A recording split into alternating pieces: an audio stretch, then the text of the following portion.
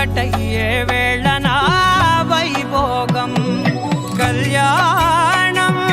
కమనీయం ఈ రెండు మనసులే రమణీయం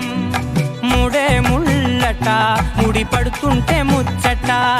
నాలుగు దిక్కుల కంట చూడ ముచ్చటైన వేడుకంట ఆ పంచభూతాల తోడుగా ప్రేమ పంచుకొనే పండగంట ఆరరుగల నిండుగా ఇది నూరెళ్ళ పచ్చని పంట అమ్మ